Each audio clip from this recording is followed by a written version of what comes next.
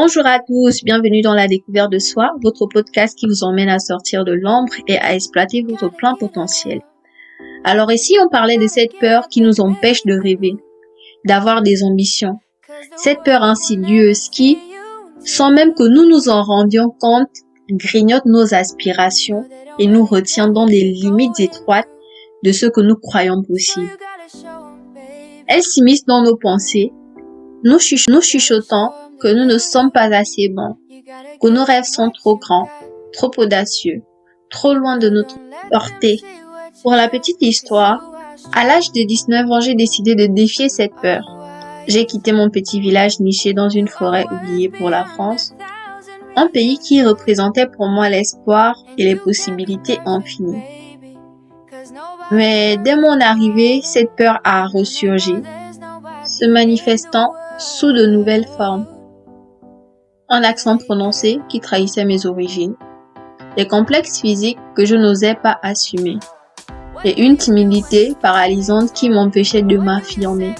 Je me retrouvais incapable de communiquer efficacement, de faire comprendre mes pensées et de me défendre face au jugement des autres.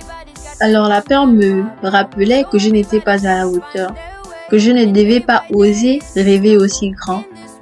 Ainsi, chaque mot mal prononcé, chaque regard sceptique, semblait confirmer cette crainte. Je disais oui à tout pour éviter le conflit, alors qu'au fond de moi, je voulais crier non.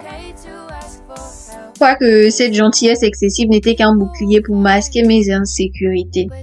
Mais tout au fond de moi, une vision persistante d'une femme forte et influente me hantait. Je savais très bien que cette personne était là, quelque part en moi, prête à émerger. Mais si seulement je pouvais surmonter mes doutes et mes peurs. Je me suis alors lancée dans un voyage intérieur, une quête de développement personnel pour confronter mes démons.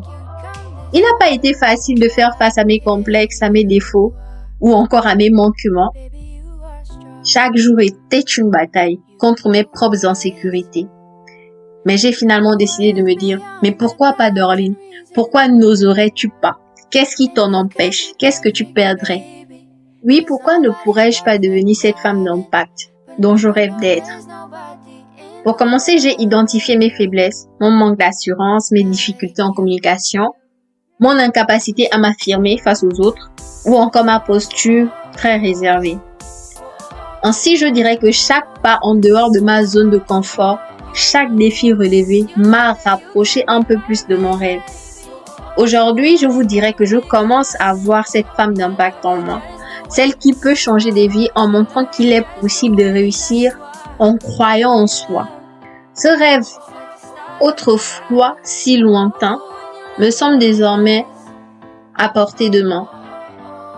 Alors parlons de cette peur qui nous empêche de rêver. Détruisons-la, affrontons-la et prouvons que nous pouvons la surmonter pour atteindre nos objectifs les plus grands. Merci de m'avoir écouté. C'était Dorline à la découverte de soi, votre podcast. On se retrouve très prochainement pour un nouvel épisode.